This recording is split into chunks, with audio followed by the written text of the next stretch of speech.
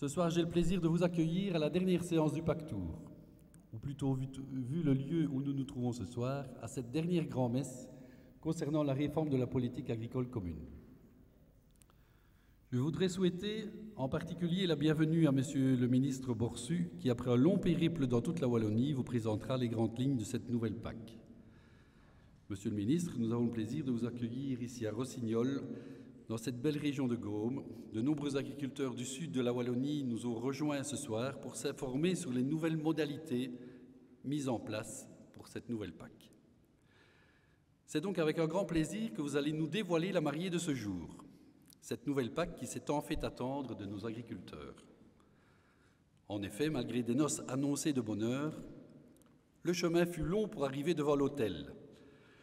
L'envie de la noce était bien présente, mais de nombreux obstacles se sont dressés, tels que la crise sanitaire, le Brexit, les nouveaux défis comme l'accord de Paris sur le climat de 2015, les stratégies biodiversité de l'Union européenne, la stratégie Farm to Fork, etc., etc.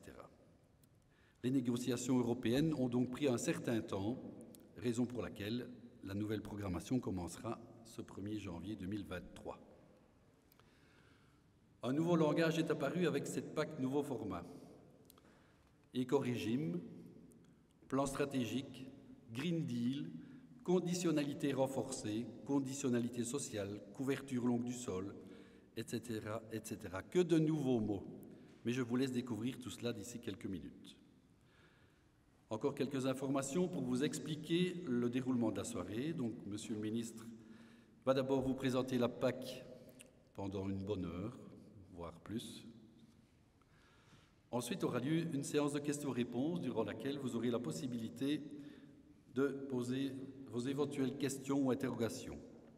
Pour y répondre, une équipe de spécialistes se joindra à Monsieur le ministre. Et ce soir, nous avons le plaisir d'avoir Vincent Domry et Emmanuel Escarnot de la direction de l'agriculture,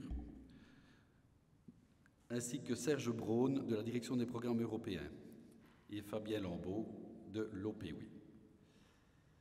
La soirée se terminera par un moment convivial autour d'un verre et d'un sandwich qui se déroulera dans la salle en face de l'église, donc c'est la salle du parc.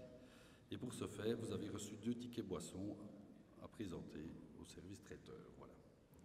Alors avant de céder la parole à Monsieur Borsu, n'oubliez pas d'éteindre vos GSM et de respecter nos orateurs. Belle soirée à tous. Je vous cède la parole, Monsieur le ministre.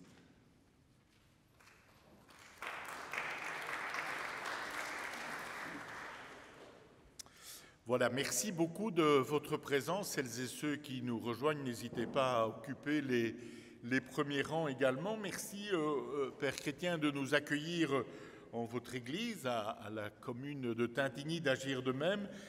Merci aussi à l'ensemble de la délégation représentant les différents organes de notre administration, des ressources naturelles, de l'agriculture et de l'environnement. Merci aussi à Henri Thierry, bourgmestre d'Étal, d'être présent. Bonjour Henri. Benoît Piedboeuf est au conseil communal, député bourgmestre de la localité. Il nous rejoindra un peu plus tard. Pierre Pirard, bourgmestre de Saint-Aude, est également des nôtres. Il est doublement des nôtres puisqu'il est aussi mon chef de cabinet adjoint, notamment en charge des matières agricoles. Il est accompagné de Virginie Tiange, qui fait partie de l'équipe de mon cabinet, et de Pauline Dessat. Merci donc de votre présence. C'est donc la 9e soirée du type de celle qui nous rassemble que nous abordons. Le but, comme Pascal Pochet l'a évoqué il y a quelques instants à cette même tribune, est de pouvoir détailler aussi largement que possible et de façon très précise les contours de notre plan stratégique qui va, au niveau de la Wallonie, à travers celle-ci, mettre en œuvre la politique agricole commune pour cette période 2023-2027. Notre volonté est effectivement que l'information soit vraiment partagée, que les questions puissent être abordées, ce soir bien sûr, mais aussi dans la foulée, puisque d'autres réunions techniques sont prévues. Et notre administration, que je remercie à la fois pour l'ensemble du travail mené dans le cadre de l'élaboration de ce plan stratégique, mais notre notre administration reste aussi à votre disposition, de même bien sûr que particulièrement les services extérieurs emmenés par M. Lambeau pour pouvoir avec vous tester un certain nombre d'hypothèses, apporter des réponses complémentaires ou bien encore pouvoir de façon très partenariale vous accompagner en ce qui concerne les premières étapes de la mise en œuvre de notre politique agricole commune. Entamons, si vous le voulez bien, directement notre sujet et je souhaite le faire peut-être en fixant avec vous le cadre de l'agriculture tel qu'on la connaît aujourd'hui en région wallonne. Et ce cadre, vous le voyez exposé de quelques mots, mais surtout de quelques chiffres sous vos yeux à travers ce premier slide. L'agriculture wallonne, c'est 12 728 exploitations au moment où nous nous parlons, qui gèrent de l'ordre de 40% du territoire wallon.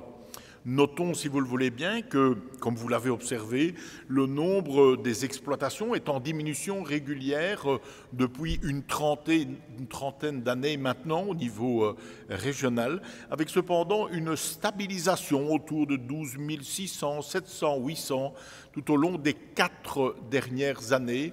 Le mouvement de décroissance semble s'être stabilisé, en tout cas si j'en crois les chiffres les plus récents. En 2021, la superficie agricole totale au niveau de la Wallonie, c'était de l'ordre de 764 000 hectares. Et notons que 320 000 de ces hectares sont couverts par des prairies permanentes, tandis que 441 000 hectares sont constitués de terres arables. En 2020, chiffre dernier stabilisé statistiquement dont nous disposons, retenons bien ce chiffre, plus de 21 947, pour être très précis, personnes travaillaient régulièrement dans le secteur agricole, dont quasiment la moitié le faisait à temps plein, 47%. Si j'évoque ces chiffres, c'est pour, bien sûr, avec vous, souligner une fois encore toute l'importance de l'agriculture au niveau de notre région et par ailleurs pour insister quant au fait que l'agriculture, au-delà de ses missions nourricières, j'y reviendrai, est aussi un secteur économique à part entière, un poids lourd de notre économie régionale, non seulement en termes d'activité, mais aussi en termes d'emploi. Vous le voyez affiché, ce chiffre croît encore, si j'y ajoute bien sûr les emplois indirects en amont, en aval, voire les emplois induits.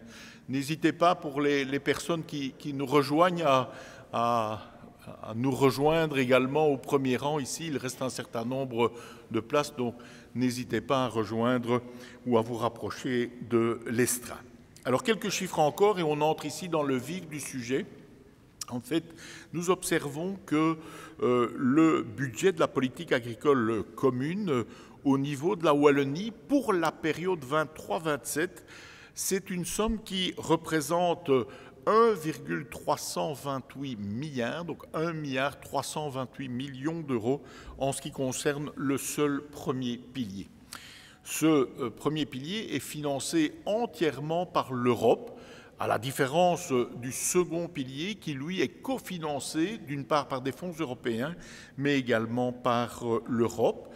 Le deuxième pilier, 534 millions d'euros pour la période également, avec une part européenne, le FEADER, de 198 millions d'euros et une part régionale wallonne, elle en hausse de 336 152 000.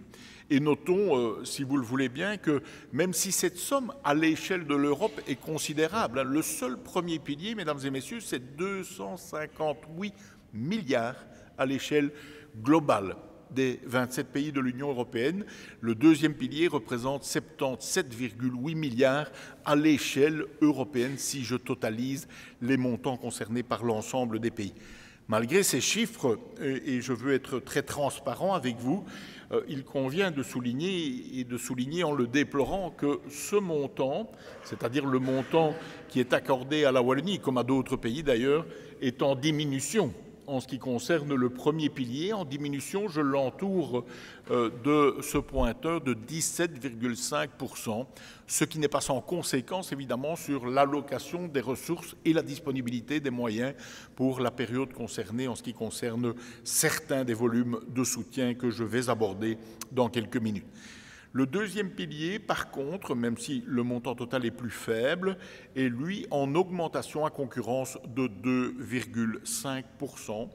Vous aurez noté que je m'exprime en euros constants parce qu'il faut bien constater, et en ces périodes d'inflation, ceci ne manque pas de conséquences, malheureusement.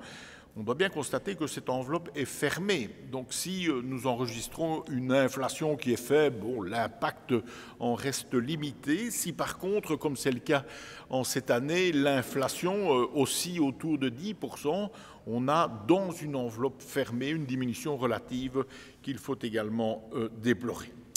Alors notre agriculture, indépendamment de ces chiffres et surtout notre plan stratégique, il rassemble, si je puis dire, il a recherché, comme l'ensemble de la politique agricole commune, un équilibre entre un certain nombre de préoccupations légitimes, compréhensibles, émergentes pour certaines d'entre elles.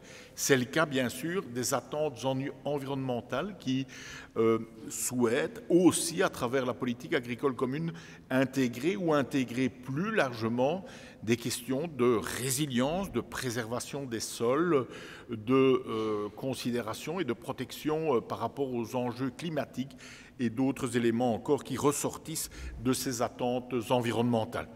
Mais il y a aussi, et vous ne l'ignorez pas, une forte pression, des difficultés, des tensions sur le revenu agricole, encore plus si je le compare aux revenus d'autres activités, d'autres métiers, d'autres professions ou d'autres types d'exercices professionnels.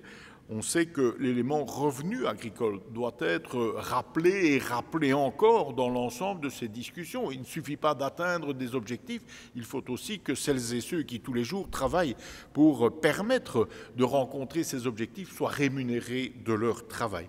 Et puis, deuxième point, l'agriculture, elle doit être, c'est une évidence, elle doit être nourricière. On a parfois considéré, ou certains ont considéré que, je vais dire, l'autonomie alimentaire, ou en tout cas la large suffisance alimentaire européenne, voire mondiale, allait de soi. Eh bien, l'actualité dramatique à la suite de la guerre en Ukraine nous a, elle aussi, brutalement rappelé que cette espèce de naïveté ne correspondait certainement pas à l'évolution des faits, et encore moins à l'évolution des faits lorsqu'il résultait de situations de guerre ou de tensions géostratégiques majeures. Rappelons donc avec force et sans aucun doute que cette ambition de rester à la hauteur des besoins nourriciers, des besoins d'alimentation de la population, qu'elle soit européenne ou mondiale, doit aussi être un fil conducteur de la politique agricole commune, mais aussi des plans stratégiques des différents pays qui l'appliquent. Et donc, cet équilibre dans le cadre européen qui a fait l'objet de très très larges discussions. La PAC, pour arriver au moment où nous nous trouvons ce soir à Rossignol, c'est des mois et des mois et des mois de discussions, d'abord au niveau européen, pour que l'ensemble des ministres de l'Agriculture et la Commission s'accordent sur la politique agricole commune.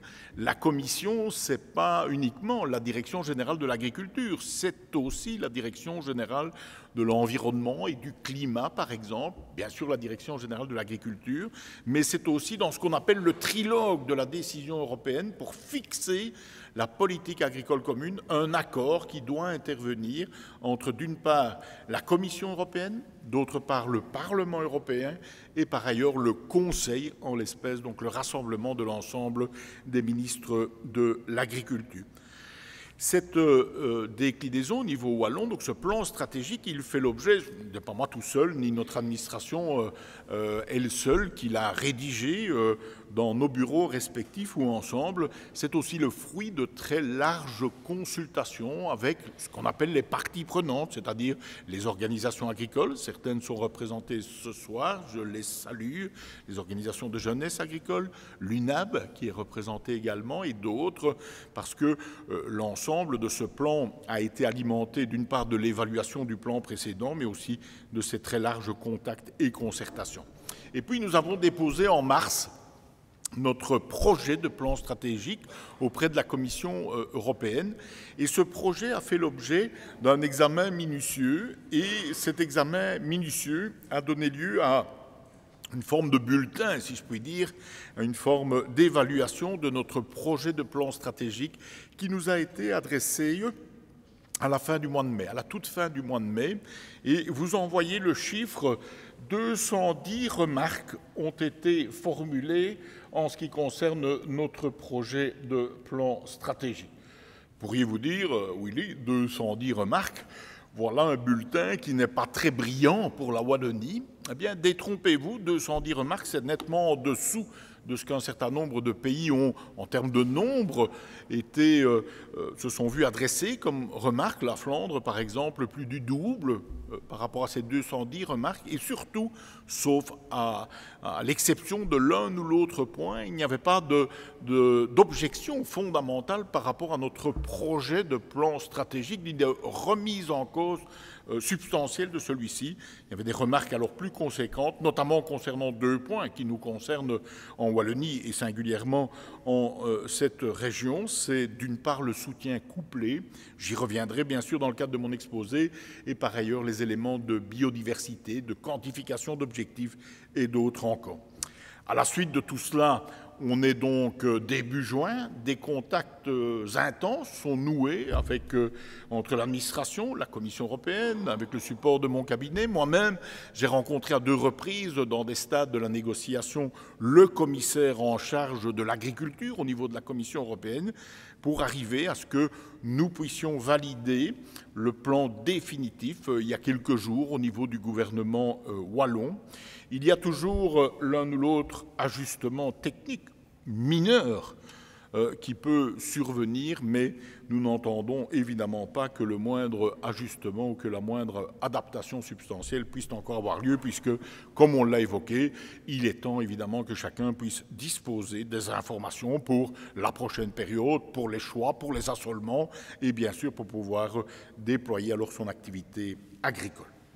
Entrons alors encore plus, si vous le voulez bien, dans le cœur de notre sujet, avec précisément un élément, une notion qui fait l'objet de débats et de débats réguliers en ce qui concerne en tout cas 2 aspects que je vais aborder de façon très directe avec vous. Le premier point, c'est effectivement la définition de l'agriculteur actif, agricultrice active. Quand est-on, et à contrario, quand n'est-on pas agriculteur actif et donc éligible aux aides de la politique agricole commune?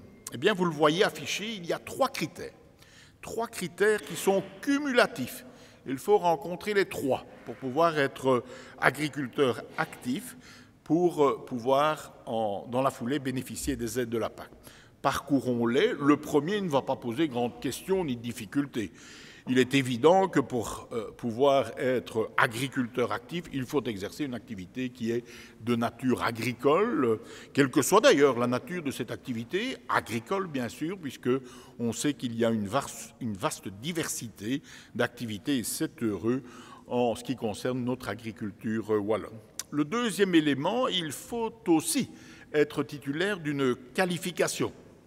Que cette qualification résulte soit d'une formation que l'on a suivie avec fruit, qu'on a conclu positivement, ou alors soit le fait de l'expérience, parce qu'on a, eu égard à son travail, à sa présence et à son activité en ferme, acquis une expérience qui est elle-même justificative de cette qualification.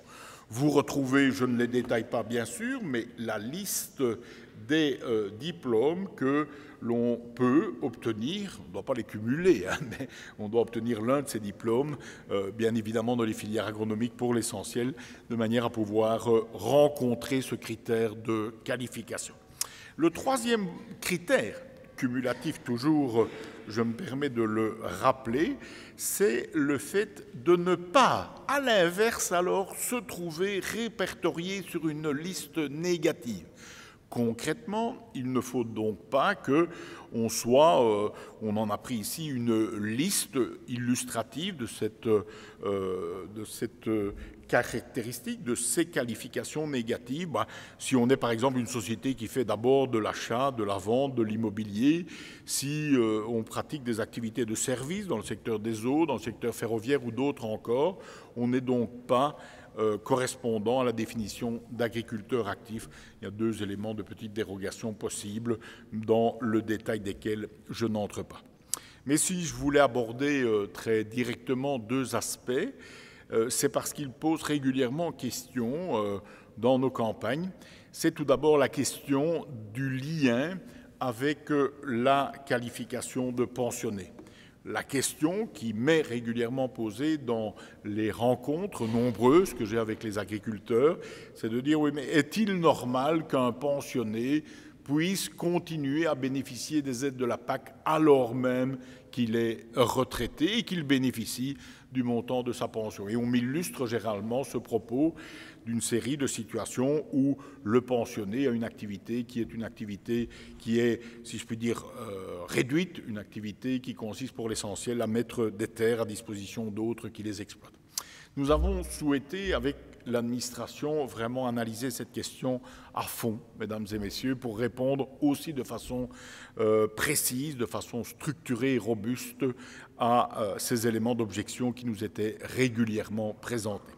Nous avons pour ce faire interrogé la ministre des Pensions, Madame Lallieu, formellement, parce qu'on le sait, dans notre pays, la législation en matière de pension a fixé les choses d'une façon assez claire. Il y a de cela déjà quelques années. En ce qui concerne l'exercice d'une activité professionnelle, elle est aujourd'hui autorisée de façon complète, quel que soit le revenu généré, et on conserve en même temps sa pension. Ce n'était pas le cas précédemment, vous vous souvenez, ou les plus anciens d'entre vous se souviennent, ce n'était pas il y a si longtemps du fait que lorsqu'on avait sa pension, si on continuait à travailler, il ne fallait pas dépasser un certain montant, si on gagnait un peu plus, on perdait une partie de sa pension, et si on gagnait encore un peu plus, on perdait complètement sa pension. Donc on est dans une situation juridique, légale en Belgique, où on a consacré le fait de dire vous avez travaillé, vous avez droit à votre pension, vous avez l'âge pour ce faire, et dès lors, si vous le souhaitez, si vous en avez la possibilité, vous pouvez continuer à travailler. On comprend donc bien que l'issue ne pouvait pas venir, si je puis dire, d'une forme d'interdiction liée à la pension, puisque la pension est un droit qui a été ouvert tel que je viens de l'illustrer. Nous nous sommes donc interrogés pour voir alors si, en ce qui concerne la réglementation PAC, notre plan stratégique, il n'y avait pas là, à supposer qu'on fasse choix de l'activer, une possibilité de dire non, ici il y a une ligne, et on exclut, en entrant, si je puis dire, par la porte agriculteur, agricultrice active, on exclut du bénéfice des aides de la PAC les pensionnés. Nous avions, avec notre administration, fait une étude qui nous indiquait déjà qu'il était extrêmement fragile, hasardeux de définir des critères de cette nature-là, parce qu'une loi, quelle qu'elle soit, elle ne peut en aucune situation être discriminante. Elle peut traiter différemment des situations différentes, mais il faut le justifier en fonction d'intérêts supérieurs.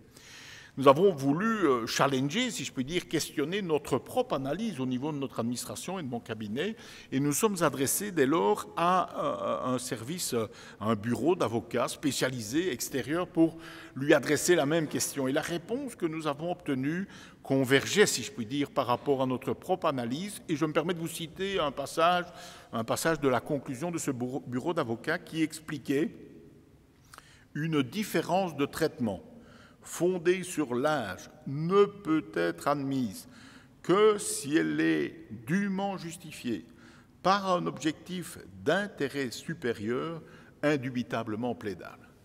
Ça, c'était quand même difficile à traduire en texte et à traduire surtout de façon certaine, parce que notre objectif n'était pas que cette réglementation, si elle devait être adaptée et adoptée en région wallonne, se voient quereller, c'est une évidence. Les personnes à qui on va dire non, vous n'avez pas droit, bien sûr vont porter, en tout cas pour certaines d'entre elles, cette question-là au tribunal, devant une juridiction.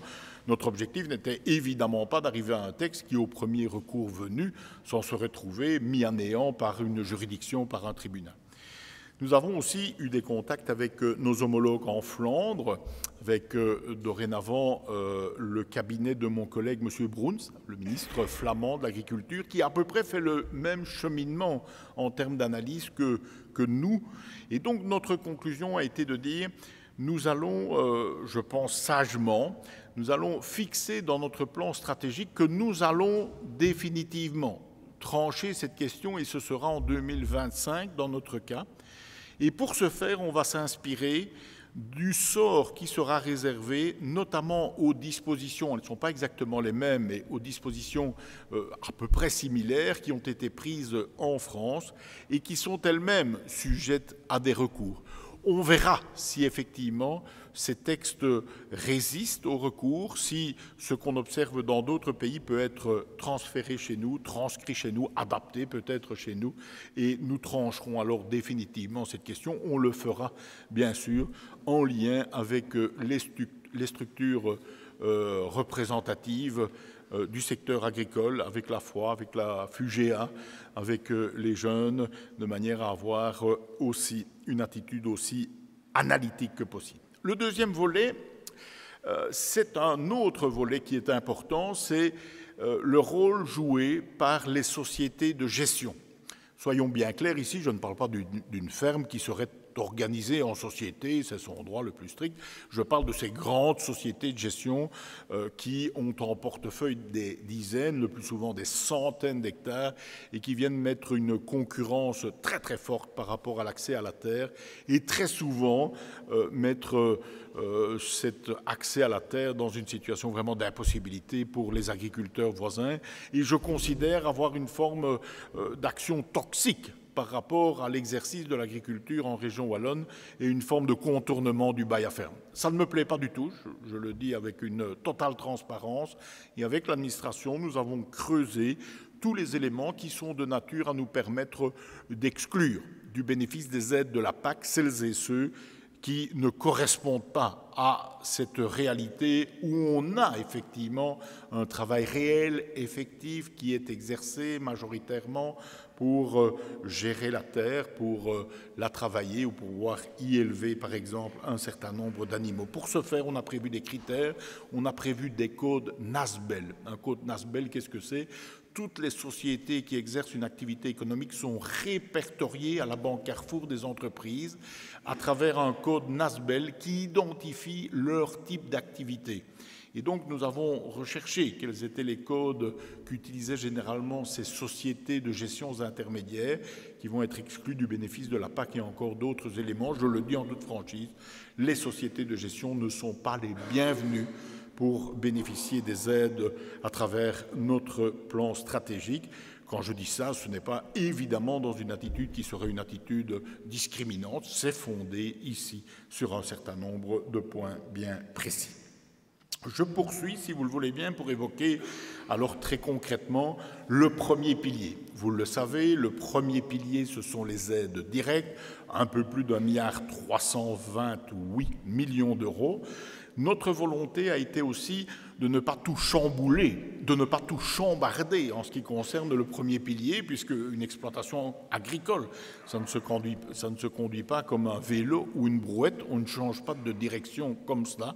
Il faut évidemment de la prévisibilité, il faut du temps, eu égard aux durées d'investissement et aux durées de choix, notamment agronomiques, que les exploitations ont fait. Donc, dans une certaine mesure, ne pas tout changer, mais en même temps, il y a des changements. Il y a une partie de changements, on les retrouve notamment dans les éco-régimes. Je vais les détailler. Les éco-régimes, c'est une nouvelle forme d'intervention dans le premier pilier qui a pour but d'inciter, d'encourager et de rémunérer pour ce faire les agriculteurs et agricultrices qui font des choix en faveur d'une gestion plus durable de l'agriculture, de l'environnement ou d'autres orientations encore destinées à préserver, par exemple, la biodiversité. La mise en place des éco-régimes, soyons précis à cet égard, la mise en place des éco-régimes est une obligation pour les États membres, à concurrence de 25%. Un pays, dans notre cas la région, qui rentrerait un plan stratégique qui ne reprend pas 25% du montant du premier pilier se verrait rejeter son plan stratégique. Par contre, en ce qui concerne alors l'activation, le fait d'utiliser ces éco-régimes, d'en retirer la rémunération liée aux choix qui sont posés, ça c'est un choix qui est volontaire en ce qui concerne l'agriculteur, en ce qui concerne la ferme concernée. Volontaire, mais évidemment, les leviers financiers qui traduisent ces choix, c'est volontaire. Donc si on ne les active pas, on n'est évidemment pas éligible à ceux-ci. Donc bien noter la différence dans le premier pilier entre les mesures qu'on y retrouve. Alors, qui retrouve-t-on? Que retrouve-t-on de façon plus précise dans ce premier pilier? Eh bien, on retrouve toute une série d'éléments que l'on va ensemble passer en revue. Le premier point, et c'est de loin le plus important, il s'agit du paiement de base aux revenus, les droits de base, à concurrence de 402 millions d'euros, 424 826 pour être très très précis, on n'a pas mis de cents. Ça représente 30,3% du premier pilier. C'est évidemment la grosse part.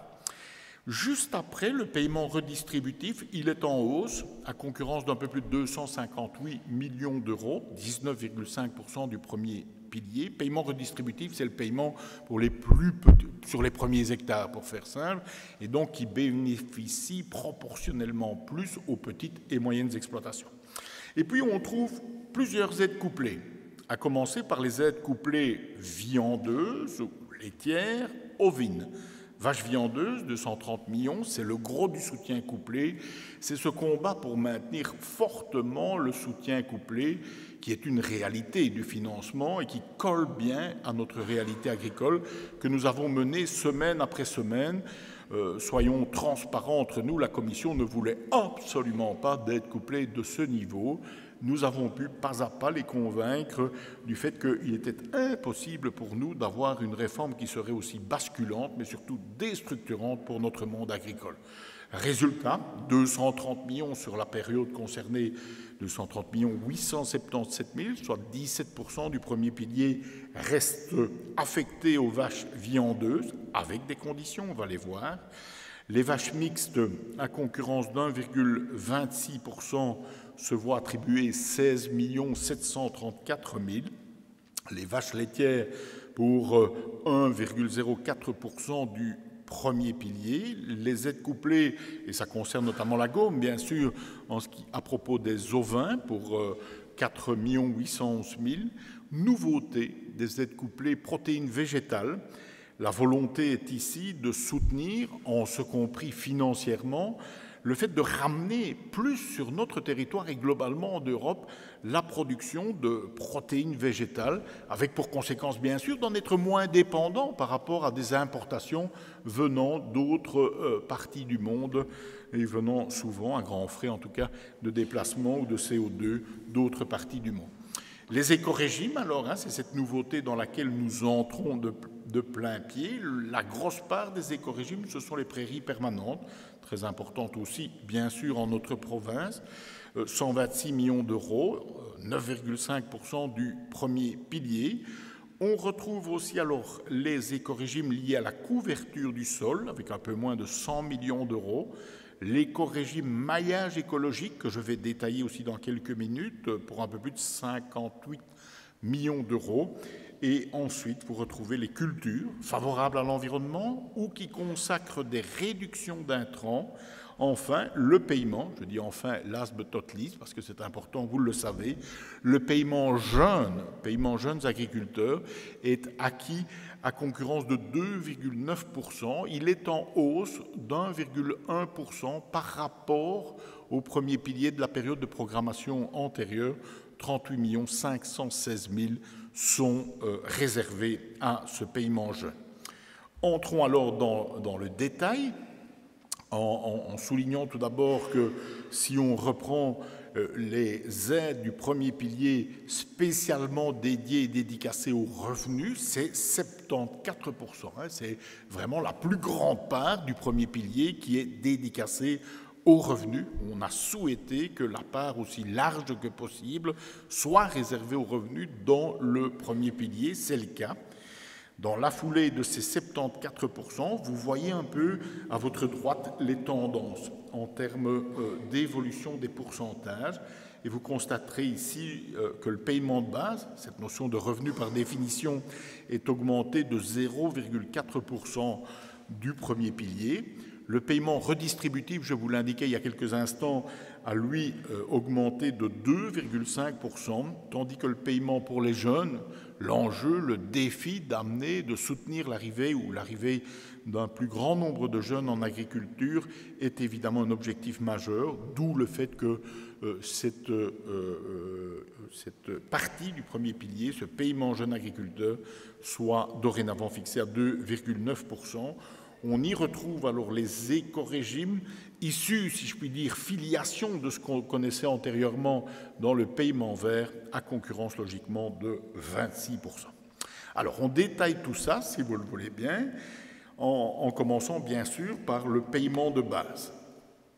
Paiement de base, le principe en est reconduit avec des évolutions cependant, et l'évolution la plus importante, vous la retrouvez sous le vocable « poursuite de convergence ». De quoi s'agit-il? Eh bien, il y avait une grande disparité des droits de base dont l'Europe ne voulait plus. Une disparité qui était le fait de droits historiques qui ont perduré dans le temps. Et l'Europe a enjoint aux États, sous peine de non-approbation de notre plan stratégique, là il n'y avait pas d'espace de discussion, c'était la même chose pour tous les États membres. Donc l'Europe a invité les États membres à ramener dans une fourchette beaucoup plus balisée les écarts entre les droits, avec un objectif précis et une contrainte qu'il était tout autant, c'est pour 2026, pour l'échéance 2026, d'avoir au maximum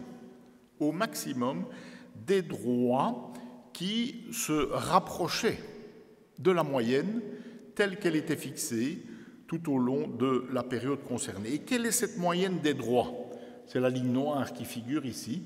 Cette moyenne des droits, elle est très précisément de 108,91 € par droit. Et donc, ce que l'Europe a indiqué, elle a dit, écoutez, il faut que ces droits, au plus tard en 2026, atteignent au moins, pour les plus bas, 85% de la moyenne. Quand je dis pour les plus bas, c'est-à-dire la ligne verte qu'on trouve ici, au moins à 85% de la moyenne. Et pourquoi l'Europe agissait-elle de la sorte? C'est parce qu'elle a considéré que les écarts, fruit des situations anciennes, parfois historiques, les écarts étaient beaucoup trop importants et n'étaient plus justifiables. Les écarts, effectivement, étaient considérables, jugez-en plutôt, puisque les droits les plus faibles chez nous sont de 63,09 € hectare, et les droits pour les bienheureux concernés, les plus élevés, culminaient à 4 248 € le droit. Et je passe maintenant les 13 cents. Et donc, l'Europe a indiqué, en fonction de la méthode dont je viens de vous décrire le calcul, qu'il convenait au plus tard, en 26, d'atteindre cette fourchette, d'atteindre cette variation maximale autour de la moyenne des droits.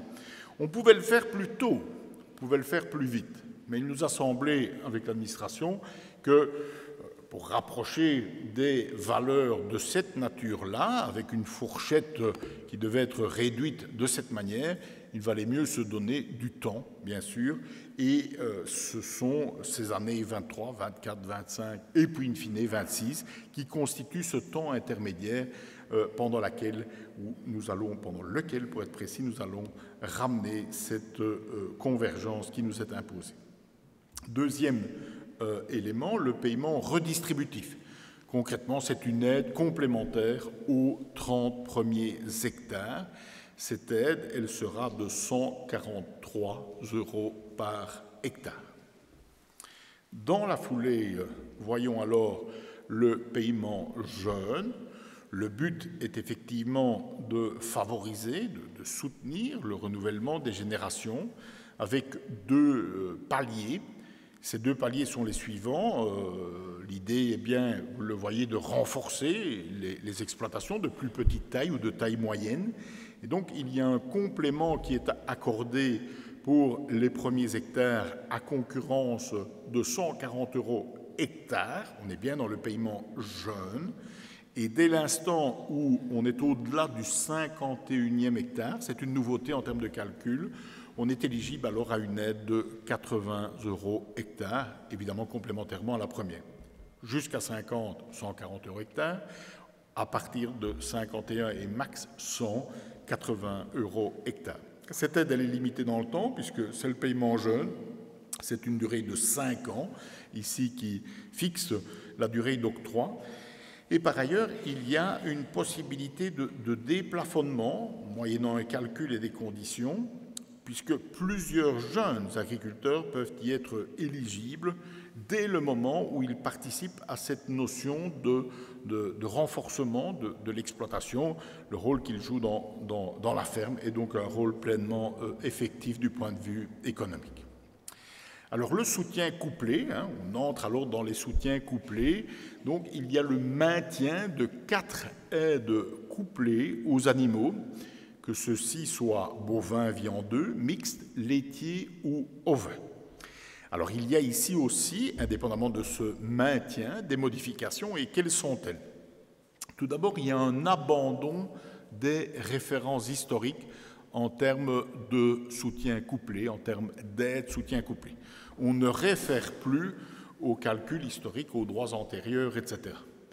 2, et ça concerne des races, j'ai eu l'occasion de visiter une ferme avant de vous rejoindre qui était très directement concernée par cela, on a allongé l'âge d'admissibilité de la vache viandeuse.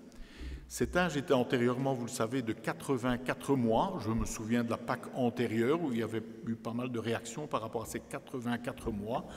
Et nous avons fait le choix de porter à 120 mois l'âge d'admissibilité maximale de la vache viandeuse, avec un impact certain pour un certain nombre de races et pour l'admissibilité des vaches qui font partie de ces races.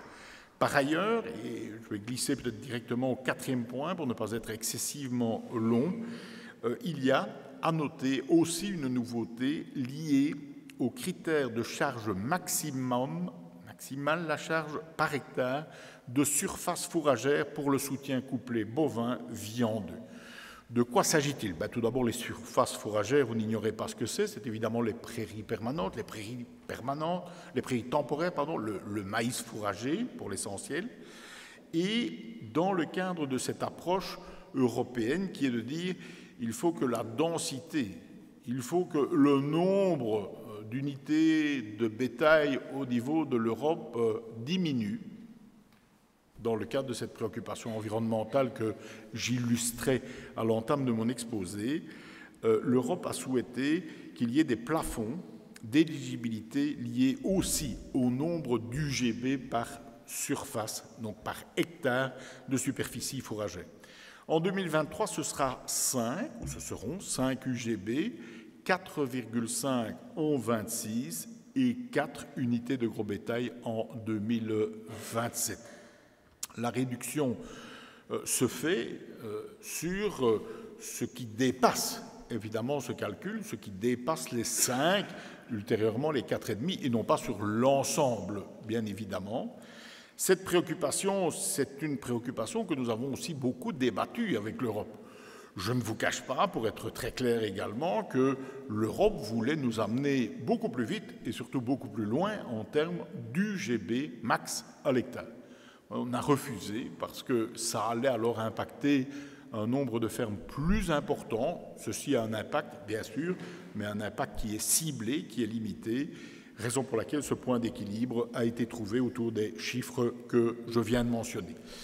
Par ailleurs, en ce qui concerne ces calculs, il convient de noter qu'on ne parle pas de calcul par ferme, on parle de calcul par personne physique dans l'exploitation, pourvu, et c'est toujours la même notion que, c'était d'ailleurs actuellement une notion qui vous était probablement connue, déjà appliquée, pour autant que ces personnes physiques aient aussi, chacune d'entre elles, participé à ce qu'on appelle le renforcement de la ferme, à donc sa densité économique pour faire simple.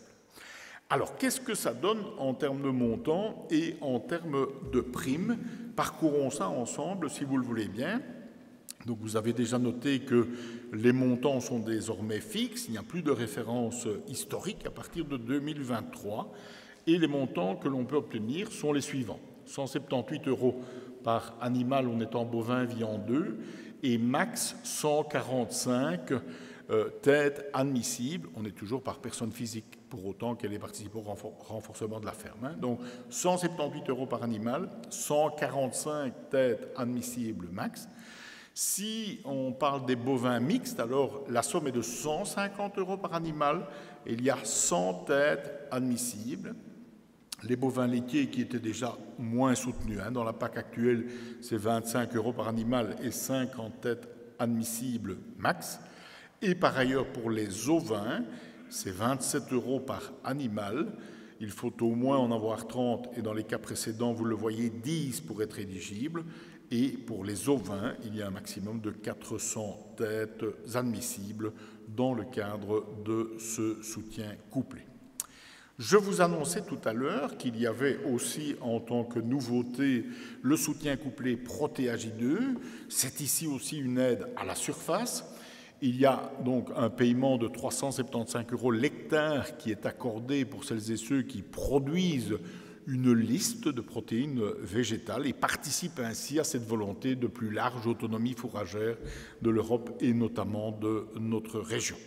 Dans ce contexte, il y a une liste bien précise, qui n'est d'ailleurs pas très surprenant pour celles et ceux qui connaissent l'agriculture, qui est disponible avec ces cultures protéagineuses végétales que l'on peut planter ou semer sur ces surfaces.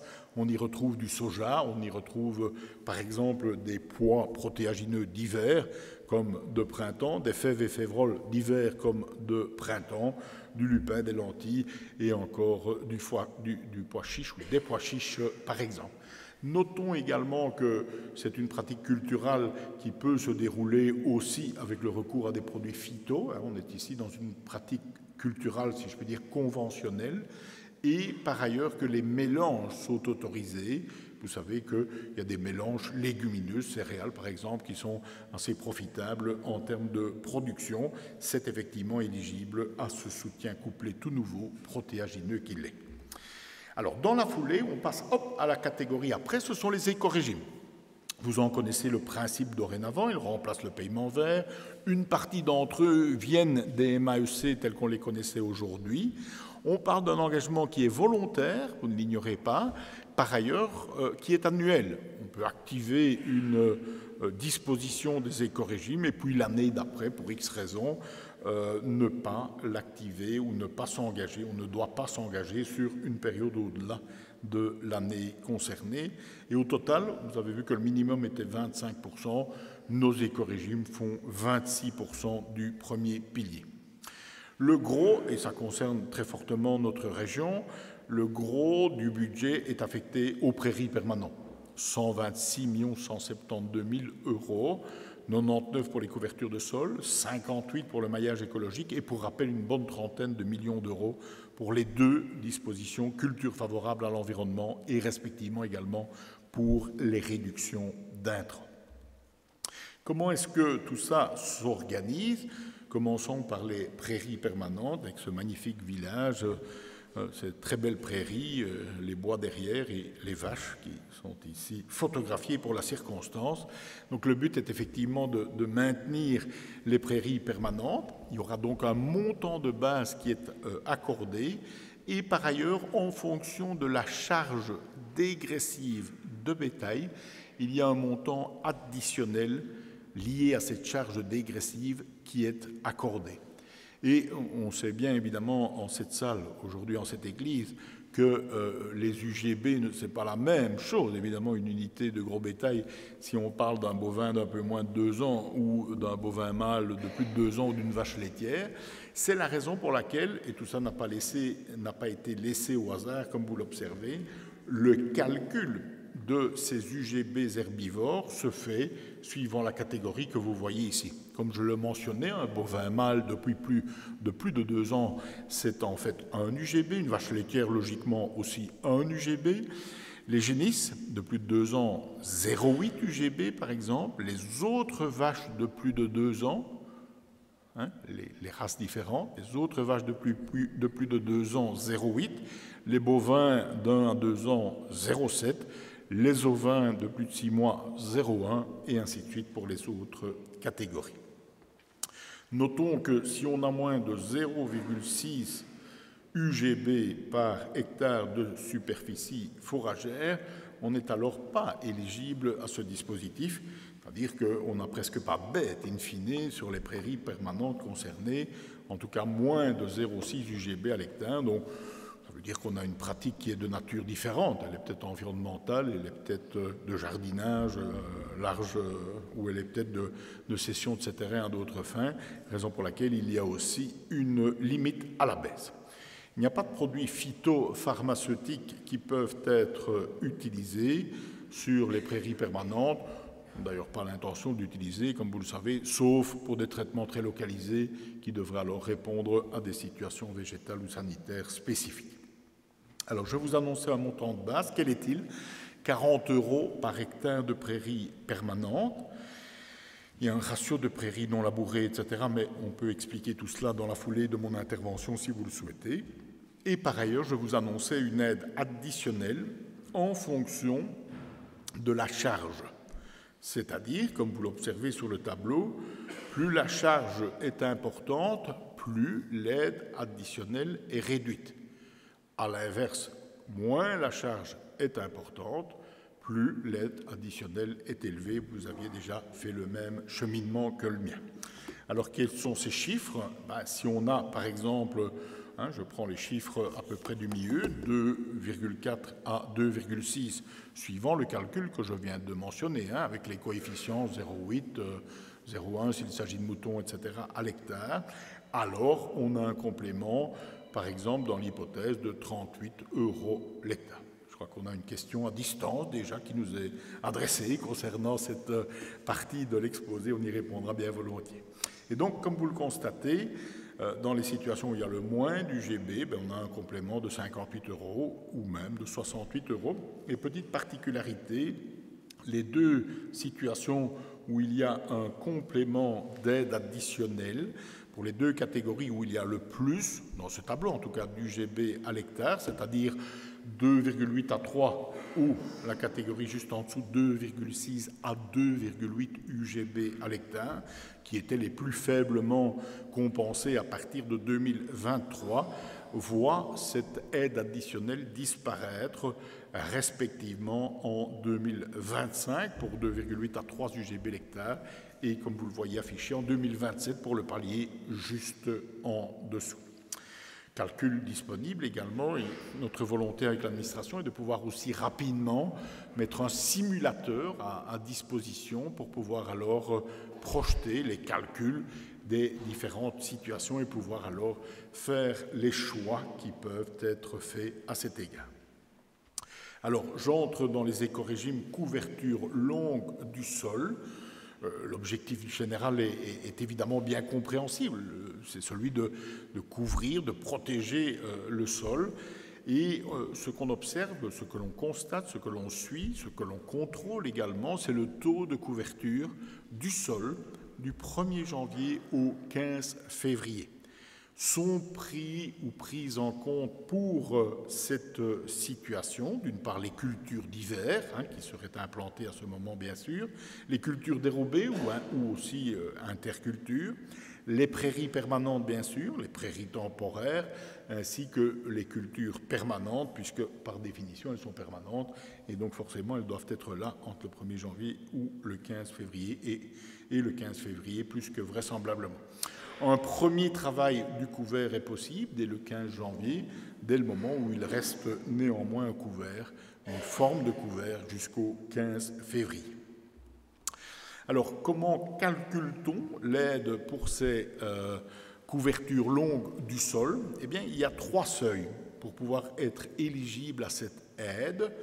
Est-ce qu'on a au moins 70% de couverture?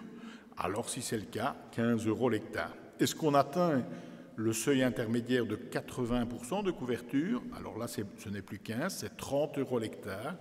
Est-ce qu'on se trouve dans une situation où 90% des hectares de l'exploitation sont couverts pendant la période concernée? Alors il y a une éligibilité de 45 € l'hectare. Notons qu'il y a un léger coefficient correcteur pour les prairies permanentes et temporaires. Quelle est la philosophie derrière ce léger coefficient correcteur et réducteur pour les prairies permanentes et temporaires?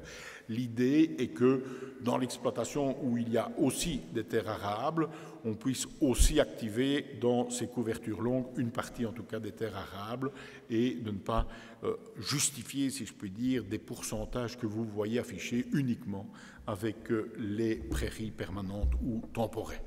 Détail à votre disposition également si vous le souhaitez. En ce qui concerne le calcul de la prime alors, soyons précis, le calcul ne s'applique pas sur le pourcentage des hectares concernés. Concrètement, j'ai pris un exemple simple, 100 hectares, ça c'est l'exploitation. Dans l'hypothèse, il y a 91 hectares qui sont couverts. Eh bien, le montant, ici, vous l'avez vu, de 45 € l'hectare, s'applique sur les 100 hectares et non pas sur les 91.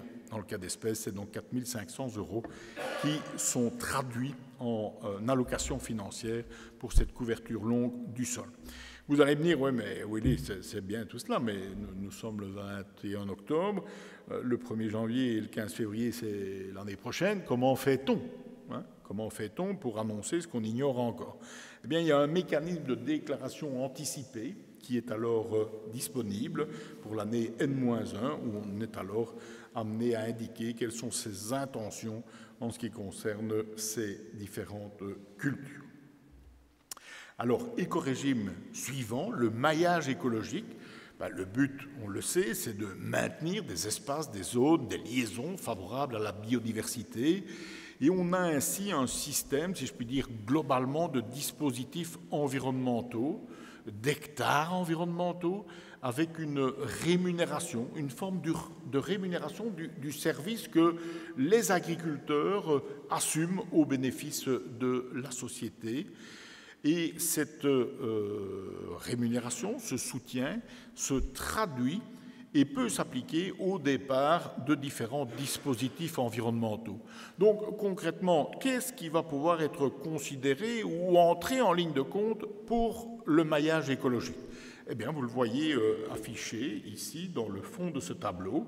On va pouvoir retrouver les haies, les arbres, les bosquets, les mares, des bandes annuelles, des jachères mellifères, ou bien encore, attention, les unités de gestion Natura 2000, les unités de gestion 5 Natura 2000, qui peuvent être valorisées ici dans les écorégimes. Il y en a vraisemblablement dans les exploitations des personnes qui sont présentes ce soir. Alors, comment est-ce qu'on calcule tout cela? Et ici, je voudrais faire une petite parenthèse. Avec beaucoup de sincérité et de conviction, depuis le début de l'élaboration de la PAC, et même avant le début de celle-ci, j'entends, et je plaide moi-même, et j'entends un certain nombre de voix et de convictions s'exprimer en disant « la PAC doit être plus simple ». La PAC doit pouvoir être plus compréhensible, plus accessible. Je dois bien avouer, mesdames et messieurs, que malgré cette intention qui était par ailleurs légitime, lorsque l'on a intégré toutes les situations, tous les objectifs, la diversité des situations en Europe, des diversités des situations chez nous, les quantifications, etc., je dois bien constater que la PAC ne sera malheureusement pas plus simple, hélas. C'est la raison pour laquelle, et vraiment je les en remercie encore, tout le travail mené par notre administration, les bureaux d'accompagnement, les organisations agricoles, pour bien faire partager, comprendre, adopter les mesures, me semble vraiment un travail essentiel. Et si je dis ça à ce moment-ci, c'est parce que je vais vous présenter le calcul de l'écorégime maillage écologique et notamment ses hectares environnementaux. Alors, de quoi s'agit-il? On part d'un certain nombre d'éléments qui peuvent entrer en ligne de compte pour être valorisés dans les écorégimes maillage écologique. Et donc, on y retrouve des arbres isolés, des haies, des alignements. On retrouve également des bosquets, des mares, des bandes annuelles, et puis, par exemple, des prairies de liaison, ces fameux UG5, et par ailleurs des jachères de nature telles que je les ai évoquées. on part d'un montant de base de la prime de 450 €. Donc, grosso modo, si on arrive à 1 hectare environnemental, alors on a 450 € pour cet hectare environnemental. Mais vous allez me dire, oui, moi je t'aime bien, mais comment est-ce que tu vas ajouter des arbres, des mares, des mètres carrés, des mètres courants et arriver à un calcul pour arriver à des hectares environnementaux? C'est la raison pour laquelle on a prévu chaque fois par unité des coefficients et par ailleurs la traduction, si je puis dire, en exemple ici sous vos yeux, de ce que ça donne en montant. Et effectivement, on calcule des unités, parce qu'un arbre isolé, c'est une unité. On calcule des hectares, si on parle par exemple des jachères ou si on parle des prairies de liaison. Et on parle de mètres courants, si on parle par exemple d'une haie ou de mètres carrés, si on parle notamment de bosquets, ou bien encore d'unités, si on parle d'une mare, par exemple. Et donc, on a valorisé avec, partant de ce montant de base de la prime, 450 €, on a valorisé chacun de ces éléments d'un coefficient, et ces coefficients, multipliés par les unités, eh bien, ça donne un montant éligible que vous trouvez dans l'avant-dernière colonne. Exemple concret, 1 hectare de jachère, ça vaut 450 €. 1 hectare d'unité de gestion 5, on est en Natura 2000, ça vaut 180. La jachère mellifère, elle vaut 675. Les bandes annuelles, suivant le calcul que vous voyez, si on a 1 hectare, ça vaut 675. Une mare, ça vaut 270. Et ainsi de suite en ce qui concerne les autres éléments d'alignement. Petite particularité, si vous avez dans vos terrains et prairies une structure écologique principale, les montants concernés sont en fait doublés. Ceci peut, dans certaines régions, représenter quand même une véritable opportunité, un véritable levier environnemental et aussi quand même pas mal de soutien financier, comme vous en faites peut-être le calcul en même temps que moi. Alors, dans la foulée, il y a aussi alors toujours préoccupation éco-régime, des cultures favorables à l'environnement. On a ici des cultures qui, eu égard à leur qualité intrinsèque, parce qu'on utilise peu d'intrants, remplissent cette qualification de culture favorable à l'environnement. On va les soutenir également à concurrence de 380 € à l'hectare. Il y a des variantes pour ce faire, pour ces cultures favorables à l'environnement. Il y a notamment des légumineuses fourragères, des cultures qui sont moins intensives, par exemple, ou d'autres cultures en mélange. Il y a une liste qui sera disponible également. Ça, ce sont les cultures favorables à l'environnement. Je prends ou je ne prends pas. Si je prends, c'est 380 € l'hectare. Alors, j'ai bu un demi-orval tout à l'heure, mais je vais quand même boire un petit peu d'eau pour m'éclaircir la gorge. En attendant le deuxième demi-orval tout à l'heure. Alors, passons, si vous le voulez bien, au dernier éco-régime, c'est celui des intrants et de leur réduction. Donc ici, on part du raisonnement que c'est un objectif global. Personne ne met des produits phyto et n'achète des produits phyto pour le plaisir. Et s'il est possible d'en réduire l'utilisation ou de réduire l'utilisation de certains produits phyto, c'est évidemment quelque chose de positif. L'éco-régime réduction d'intrants participe de cet objectif. Qu'avons-nous fait? Grosso modo, dans les cultures permanentes ou dans les terres arables, où s'applique uniquement cet éco-régime, il y a alors une liste de molécules. Dans les produits phyto, il y a 3 catégories à la grosse louche. Il y a des sous-catégories, mais il y a 3 catégories de molécules en fonction de leur niveau présumé de toxicité pour l'environnement, pour la santé. Et ces 3 catégories, quelles sont-elles? Elles sont assez simples, si je puis dire. Il y a celles qui sont interdites. Celles-là, par définition, elles sont interdites, donc elles ne sont pas concernées. Et puis, il y a celles à propos desquelles il n'y a pas de remarque quant à leur toxicité éventuelle ou potentielle. Elles sont autorisées, point. Et puis, il y a une catégorie intermédiaire, qui sont autorisées, bien sûr, mais dont on estime qu'il serait adéquat, souhaitable, de les substituer, de les remplacer. Et une ASBL, l'ASBL Cordair, établit, ce sera de nouveau un arrêté qui va établir la liste de ces molécules, et si effectivement il y a une réduction de l'usage de celles-ci qui est constatée, alors celles et ceux qui font ce choix, pour les terres arables ou cultures permanentes, je le rappelle, sont éligibles à un soutien maximum de 150 € l'hectare. Vous l'avez bien mesuré, donc la structure de ce qu'on appelle l'architecture verte de cette nouvelle politique agricole commune repose désormais sur, si je puis dire, 3 niveaux. Il y a la conditionnalité. Elle l'a été légèrement, dans certains cas, elle a été modulée, mais elle a été renforcée. Et puis, en fonction conditionnalité, comme le nom l'indique, c'est une condition, donc c'est obligatoire.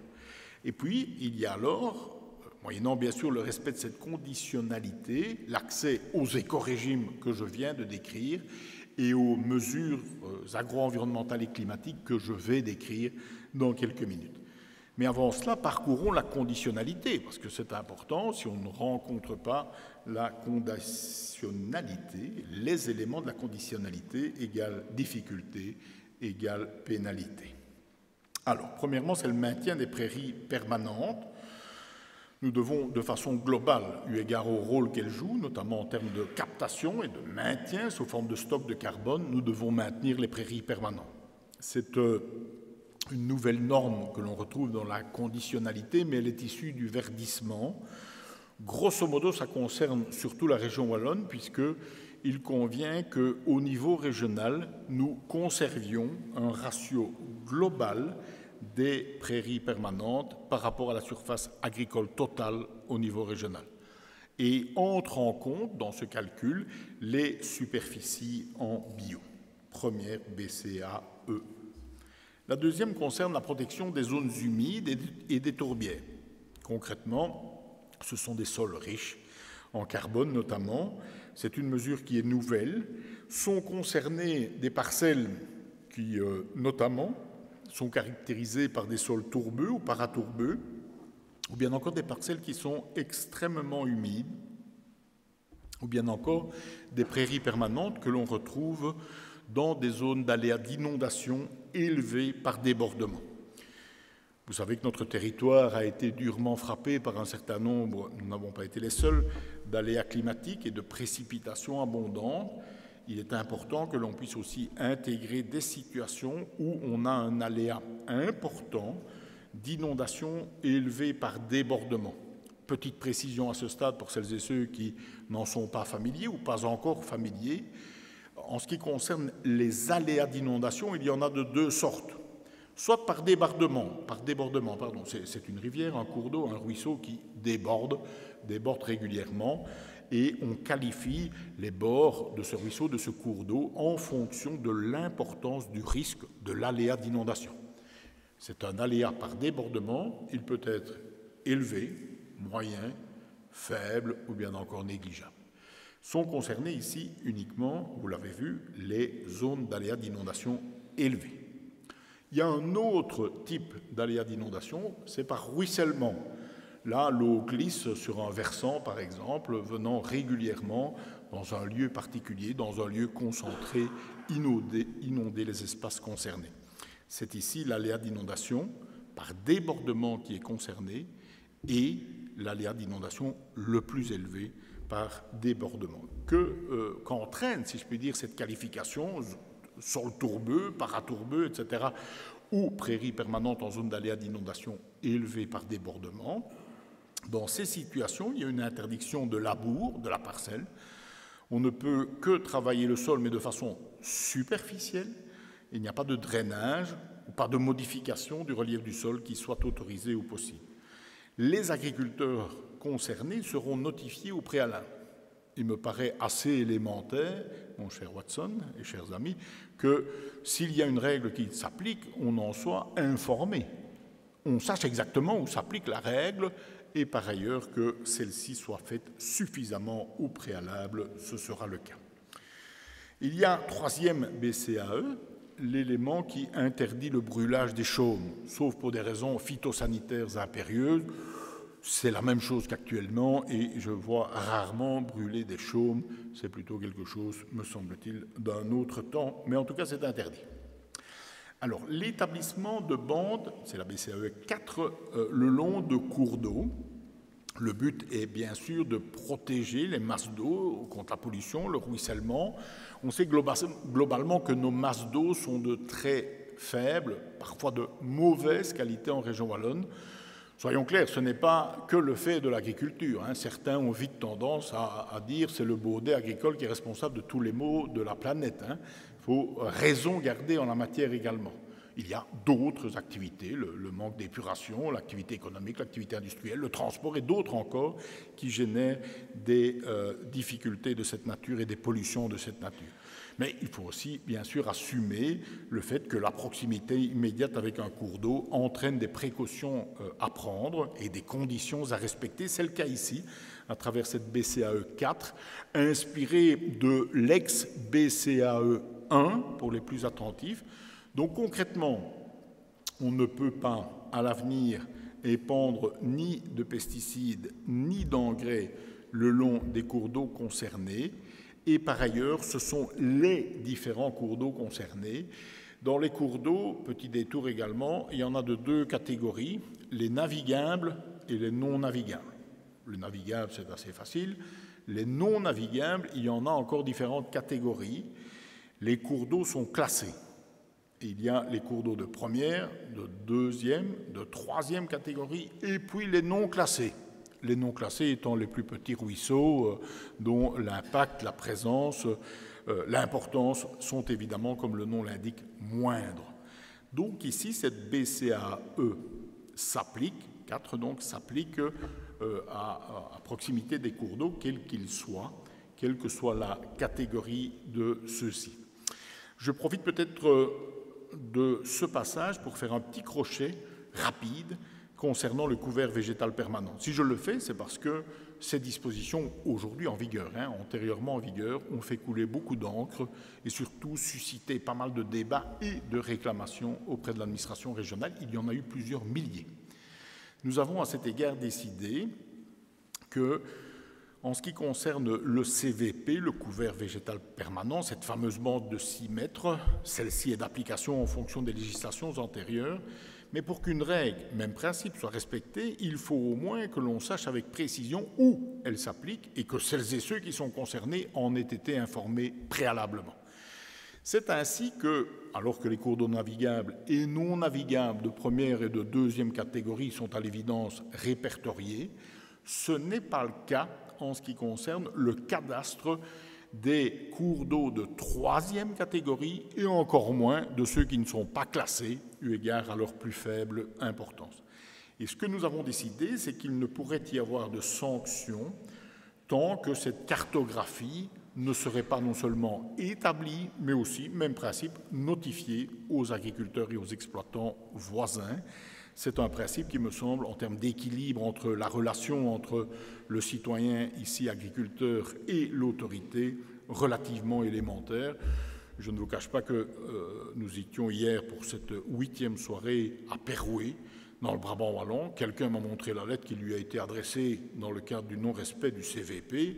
C'est une espèce d'injonction, d'une brutalité, et avec des termes carrés.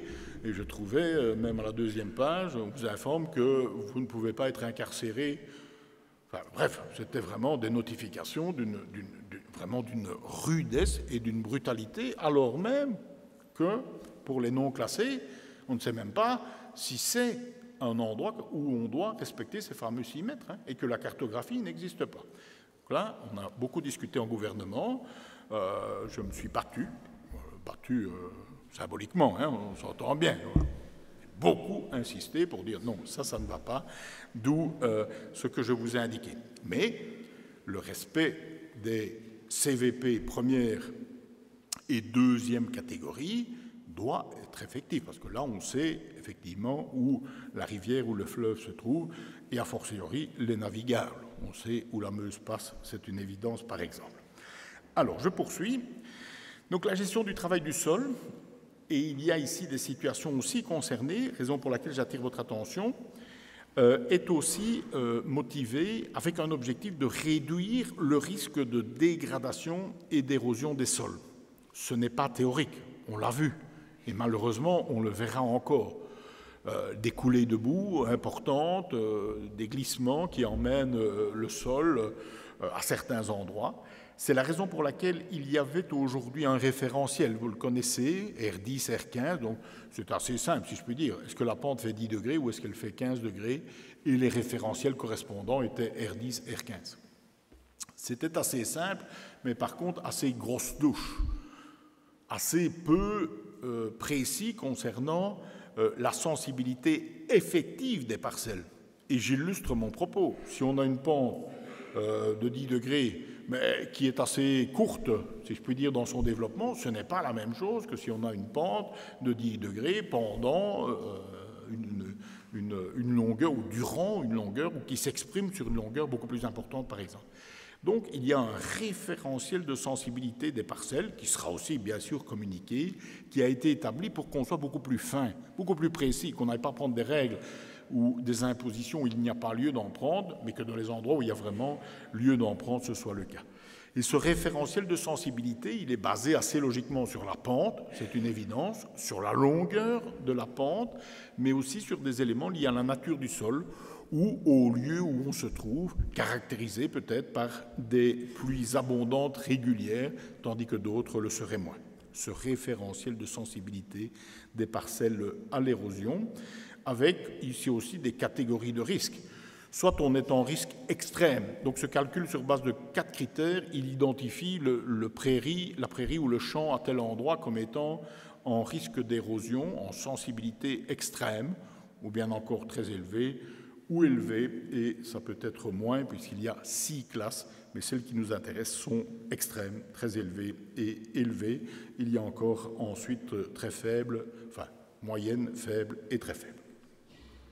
Alors, qu'en est-il de ces éléments? Je vais y revenir. Qu'en est-il de ces éléments que l'on retrouve alors en ce qui concerne la couverture minimale des sols pour éviter les terres nues pendant les périodes les plus sensibles? Donc, le but est de protéger les sols. Et comment le fait-on? Eh bien, il y a 2 éléments à avoir en tête. Le premier, c'est une obligation de couverture de 80% des terres arables hors zone vulnérable, ça viendra après, et ce du 15 septembre au 15 novembre. Donc cette couverture de 80% des terres arables, elle peut être réalisée par des intercultures, par des cultures secondaires, même par des repousses ou des résidus de récolte, par exemple, dès l'instant où ceux-ci couvrent, à tout le moins, 75% de la parcelle. Et puis alors, on a une couverture du sol plus spécifique. Pourquoi? Parce qu'on est alors dans ces endroits où on a une sensibilité extrême, très élevée ou élevée, celle que je venais de mentionner.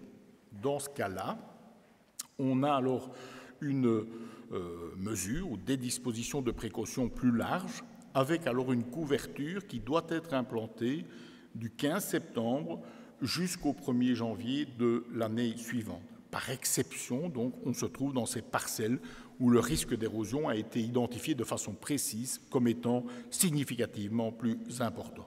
Et de manière à ce que chacun puisse intégrer cette règle, on a prévu une période de 2 ans sous forme d'avertissement, de sorte que les gens puissent s'adapter et intégrer ces dispositions. Alors, point suivant, la BCAE 7, elle concerne les rotations des cultures, ici aussi sur les terres arables. Ces rotations, c'est une nouvelle norme qu'on retrouve dans la conditionnalité. Évidemment, les agriculteurs de tout temps n'ont pas attendu la PAC pour pratiquer la rotation des cultures, bien sûr. Il y a ici une obligation dans cette conditionnalité d'avoir au moins un changement annuel de culture principale sur 35% de la superficie de l'exploitation. Par dérogation, il peut y avoir une situation où une même culture principale est autorisée durant 3 années successives sur la même parcelle, mais tout en respectant cette condition des 35%. Il y a par ailleurs le fait de pouvoir intégrer donc des cultures de graminées, des cultures pluriannuelles, ou bien encore d'autres éléments, puisque ceux-là, dans le calcul, dans l'analyse, il n'y a pas de rotation qui leur sont imposées, puisque par définition, une terre en jachère, par exemple, n'est pas concernée, ne doit pas être concernée par cette rotation. Et par ailleurs, il y a un mécanisme également concernant les intercultures et les cultures secondaires qui sont considérées comme un changement de culture principale dès le moment où elles sont maintenues au moins pendant 3 mois. Donc vous voyez ce mécanisme de 35%, et par ailleurs, pour l'atteindre, peuvent intervenir les intercultures et d'autres éléments dès le moment où leur présence est effective pendant 3 mois. Alors la BCAE 8, c'est alors une part minimale d'éléments non productifs. En fait, le but, c'est d'avoir ces espaces très favorables à la préservation de la biodiversité, par exemple, ou d'autres éléments liés à la protection de cette biodiversité. Cette disposition connaît d'une part trois points bien précis, trois éléments, 3 parties de cette BCAE. La première, c'est la part minimale d'éléments non productifs. C'est dans cette partie de la conditionnalité un élément nouveau. Je vais détailler dans quelques instants ce qui peut rentrer dans ce calcul des éléments non productifs. Et par ailleurs, il y a des exemptions qui sont possibles, à l'instar de ce qu'on trouvait aujourd'hui dans le verdissement. Mais retenons 3 à 4% des terres arables de l'exploitation en zone éléments non productifs. Par ailleurs, s'il y a des éléments topographiques spécifiques, ils doivent être maintenus, des haies par exemple, ou d'autres points encore. Et le troisième élément, la troisième partie, de façon assez logique et assez sage, il est interdit de tailler les arbres et les haies pour protéger évidemment la nidification du 1er avril au 31 juillet. Alors, qu'est-ce qui peut être pris en compte dans ces zones et dans ces éléments non productifs? On y retrouve de nouveau les jachères, par exemple, les arbres, les bosquets, les fossés, les talus, des mares de nouveau, des buissons, des bordures de champs par mètre linéaire, les jachères à nouveau, ou bien encore des parcelles qui ont été aménagées, des tourbières enherbées, ou bien encore les parcelles de céréales, elles seront valorisées plus tard, qui sont laissées sur pied, ou bien encore, par exemple, des plantes et des superficies de plantes qui fixent l'azote. Dernier élément, au titre des conditionnalités, c'est assez logiquement un élément qui est connu puisqu'il était déjà applicable dans la PAC actuelle. C'est une interdiction de convertir ou de labour des prairies permanentes qui sont considérées comme écologiquement sensibles et ont été à ce titre-là répertoriées et qualifiées de sites Natura 2000. Cette norme, elle concerne spécifiquement les milieux ouverts prioritaires, ce sont les unités de gestion 2, les prairies, habitat d'espèces, les UG3, les bandes extensives, les UG4, ou bien encore les zones sous statut de protection ou les zones à gestion publique. Nouvelle mesure déjà, comme je l'indique, mais déjà présente, nouvelle mesure ici dans ce cadre, dans la conditionnalité, mais présente déjà dans la PAC actuelle. Très logiquement, après le premier pilier, on aborde le deuxième pilier. Je vais glisser plus rapidement sur ce qui n'a pas changé. Par contre, je voudrais attirer votre attention sur des éléments importants. Le bio, le budget réservé au bio pour ces indemnités à l'agriculture biologique est de 140 millions d'euros, 26% du deuxième pilier. On y retrouve les indemnités pour les mesures agro-environnementales, les indemnités aussi pour les zones à contraintes naturelles, les anciennes zones défavorisées, respectivement donc 140 millions pour le bio, 94 millions 400, 44 millions 300 respectivement pour les MAEC et pour les zones à contraintes naturelles, les indemnités pour les sites Natura 2000, important bien sûr l'installation des jeunes agriculteurs, des dispositifs pour soutenir les différentes formes d'investissement, dans l'exploitation, des investissements non productifs, des investissements dans des activités rurales. Il y a par ailleurs des aides spécifiques qui touchent notamment soit au secteur de la santé pour des montants plus modestes, soit à la restauration de zones Natura 2000 ou bien encore au programme LEADER. Parcourons tout cela rapidement. Ce qui n'a pas changé, je le cite, vous les voyez, les MB11, 7, 8, la MC4, MB2, 5, 6, 9. Il y a une MB Sol qui est basée sur l'amélioration de la teneur organique des sols, que l'on peut dans la foulée également détailler si l'une ou l'autre d'entre vous souhaite plus de précision. Et puis alors la MB10 avec le plan d'action agro-environnemental. Je vous indiquais que, hormis l'exception que je viens de citer, il n'y avait que peu de modifications à propos des mesures agro-environnementales et climatiques. Par contre, il y a des modifications et en l'espèce des majorations des montants.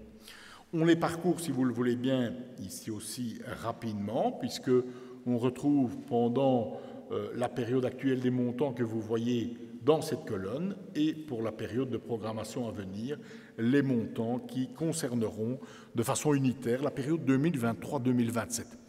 Les prairies naturelles passent à 220 € l'hectare, elles viennent de 200. Les prairies de haute valeur biologique passent à 470, elles étaient précédemment à 450. Les tournières à 1100, elles étaient antérieurement à 1000 € l'hectare. Vous voyez alors les montants respectifs pour les parcelles aménagées, les bandes aménagées, l'autonomie fourragère, les plans d'action agro-environnementale que j'ai évoqués. Les races locales menacées, 120 € pour les bovins qui deviennent 200 pour la prochaine période de programmation.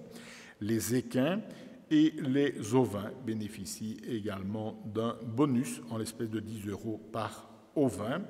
Je vous citais tout à l'heure les céréales qui sont laissées sur pied. C'est un peu contre-productif pour celui qui veut cultiver et récolter par essence, mais pour rémunérer l'impact environnemental de ces zones refuges et le fait qu'on ne récolte donc pas, elles sont laissées sur pied, c'est toujours, le montant est ici inchangé, 2400 € l'hectare.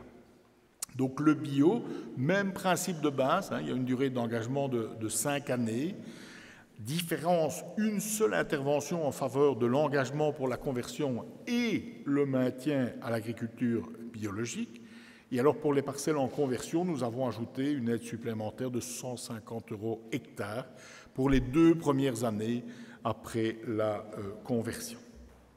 Alors, en ce qui concerne ces aides bio, donc le montant, je le rappelle, vous le retrouvez dans le grand cercle à ma gauche, qui en fait tomber d'émotion un téléphone. 140 millions d'euros, c'est effectivement un montant considérable. La pré-demande d'aide qui était antérieurement utilisée n'est plus le modèle administratif. La demande d'aide est désormais introduite une fois lors de la première demande de paiement et par la suite, la demande de paiement, assez logiquement, vos demandes d'aide. On y retrouve donc des prairies, bien sûr, mais aussi des cultures fourragères, de l'arboriculture, du maraîchage et des semences. C'est en forte situation de déficit par rapport aux besoins sur notre territoire wallon, raison pour laquelle cette arboriculture, maraîchage et semences sont soutenues, des cultures annuelles et spécifiquement également un maraîchage diversifié. Je l'avais déjà indiqué, les aides sont revalorisées et par ailleurs, il y a des majorations supplémentaires si on agit dans les zones vulnérables. Qu'est-ce que ça va donner pour ces aides bio pour la période 23-27? Vous voyez les montants s'afficher. Jusqu'au 60e hectare pour les prairies, c'est 220 € l'hectare. Au-delà du 60e, 132. Vous voyez les chiffres pour les cultures fourragères qui sont identiques. Les autres cultures, 420 hectares pour les 60 premiers, 252 à partir du 60e. L'arboriculture, le maraîchage et les semences. Vous voyez que pour les 3 premiers hectares, il y a un premier palier à 1250 € hectare, 800 pour les suivants et 420 au-delà du 14e. Le maraîchage diversifié, donc c'est un code particulier, un code culture spécifique que vous pouvez activer dès l'instant où il y a au moins un nombre minimum de légumes différents, avec un pourcentage minimum max pour chacun d'entre eux. On va retrouver ça dans les arrêtés gouvernementaux et ministériels. Et dans ce cas de figure, il y a une aide de 4 000 € l'hectare pour les agriculteurs qui déclarent au plus 3 hectares de maraîchage sur ce code culture spécifique maraîchage diversifié. Pour les zones vulnérables, je l'indiquais, puisqu'on est dans des situations géographiques particulières, dans des espaces qui le sont tout autant, il y a une majoration. Elle est ici aussi déclinée jusqu'au 60e hectare et à partir du 61e, avec respectivement 40 € pour les 60 premiers et à partir du 61e, 24 € toujours hectare. Vous voyez que ce montant est identique en ce qui concerne l'arboriculture, le maraîchage et les semences, mais sur toute la déclinaison de 0 à 3 hectares, 3 à 14 et au-delà de 14, eu égard à cette volonté de soutenir complémentairement. Les jeunes, c'est évidemment un enjeu majeur, favoriser, aider, soutenir autant que faire se peut l'installation de jeunes en agriculture. Définitivement, on a fixé l'âge. On est jeune, désolé pour celles et ceux qui auraient dépassé cet âge, il y en a dans cette salle, notamment cette tribune, max 40 ans et 364 jours. Et c'est la date d'introduction de la demande qui compte. On est éligible à l'aide à l'installation forfaitaire pour les jeunes de 70 000 € si on remplit cette condition. Il y a par ailleurs des nouveautés qui sont le fruit d'ailleurs de conversations que j'avais eu l'occasion d'avoir, aussi de remarques que l'administration avait enregistrées, notamment dans des visites en cette région.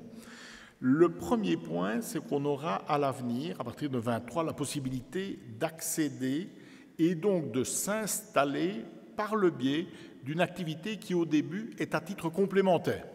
Concrètement, on travaille à mi-temps quelque part, un peu plus qu'à mi-temps, et on est indépendant au sens de la législation fédérale sur le statut des indépendants à titre complémentaire. On est éligible à l'aide forfaitaire. Il y a une condition, c'est qu'on s'engage après une certaine période, en l'espèce, dans un délai de parcours maximum de 5 années, à devenir alors indépendant à titre principal. Deuxième modification, elle est importante également, c'est que, vous le savez, il y avait antérieurement les plans de développement. Et ils faisaient l'objet régulièrement de remarques, étant considérés par certains comme une pression, comme une contrainte excessive à la croissance et à l'investissement de la ferme pour atteindre ces plans de développement et les objectifs qu'ils contenaient. On a enlevé cette disposition. Le critère futur est un critère de viabilité quant au suivi du plan, avec un objectif d'atteinte de 15 000 € de revenus. On en exclut également les circonstances complètement externes et imprévues qui viendraient impacter cet élément. Bref, on a choisi un modèle franchement plus souple et qui correspond aussi à la réalité d'un beaucoup plus grand nombre d'exploitations. Ici aussi, l'horticulture est éligible en ce qui concerne les critères de sélection. Les aides à l'investissement. Rapidement, les ex-ADISA, bien connus dans les fermes. Modification ici aussi en ce qui concerne les modalités. Antérieurement, vous connaissez les méthodes de calcul. À l'avenir, on va procéder avec un système de coûts simplifié et aussi des investissements avec des prix préalablement fixés et connus. On aura une forme de grille, si je puis dire, préalablement, qui sera accessible. D'autre part, les subventions, elles sont d'abord un taux de base, 10% en l'espèce, 20% s'il s'agit de CUMA. Et puis, on a des majorations possibles liées à l'investissement, en étant bio, dans telle ou telle autre situation. Et le plafonnement de l'aide, avec les majorations, ne peut pas aller au-delà de 40% de ce coût simplifié. Autre élément, on est ici dans les investissements productifs. À l'évidence, la ferme se développe, renouvelle son équipement, son matériel. Il y a aussi des investissements non productifs. On se trouve ici dans la situation où on va aussi procéder suivant la même logique, coût simplifié et des prix préalablement fixés. Mais ici, ce sont des investissements d'intérêt général. Pour gérer l'eau, par exemple, ce ne sont pas des investissements destinés vraiment à la productivité ou au renouvellement de l'équipement de la ferme. C'est la raison pour laquelle le taux est fixé ici à 100% pour prendre en charge ces investissements non productifs. Et le plafond vient d'ailleurs, comme vous l'observez, puisque ce plafond est de 30 000 € pour le bénéfice de ces interventions, 30 000 € au total par bénéficiaire sur l'ensemble de la programmation. Aide à l'investissement également pour l'exploitation forestière ou les travaux forestiers. Le même mécanisme toujours que vous voyez exposé, les coûts simplifiés et la liste des investissements avec prix fixé. Ici, la subvention de base de l'investissement éligible est de 20%, avec un max ici aussi de 40%. L'idée, c'est de soutenir aussi des développements d'écosystèmes, des créations innovantes et d'autres points encore de valorisation de produits ou de sous-produits. Alors, on revient alors dans des investissements qui sont plus immédiatement, je l'espère en tout cas, productifs, puisque ici, la volonté de soutenir la transformation, la commercialisation des produits agricoles et même une diversification non agricole, le cas échéant. L'idée est de générer plus de revenus dans l'exploitation, que ce soit le fait d'une diversification ou de la transformation et ensuite de la commercialisation de produits, par exemple, ou bien de l'accueil d'une activité non agricole. Le principe, vous le connaissez désormais, des coûts simplifiés et des prix fixés préalablement, et puis une subvention. Ici, le taux de base, 20% pour les agriculteurs, mais aussi les sociétés coopératives qui pratiqueraient la transformation et la commercialisation. 10% s'il s'agit d'entreprises agissant dans le même secteur, et il y a certaines majorations qui sont possibles. Les investissements, on en retrouve également sous forme ici aussi d'investissements non productifs en zone rurale. Soit ils ont pour vocation de restaurer, de rétablir des espaces, notamment des zones humides, de veiller aussi à lutter contre la compaction des sols, parfois contre l'érosion de ceux-ci.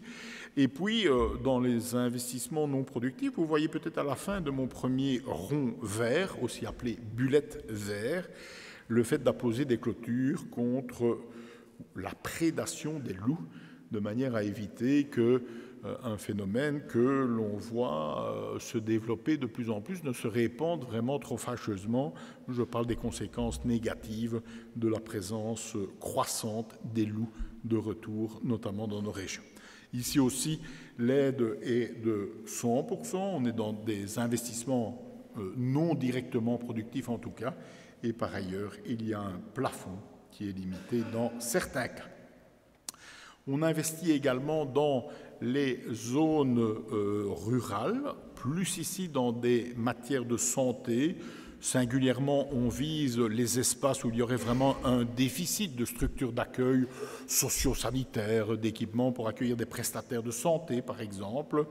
On retrouve ça, on fait le lien avec le PCDR ou les plans stratégiques transversaux des communes, par exemple.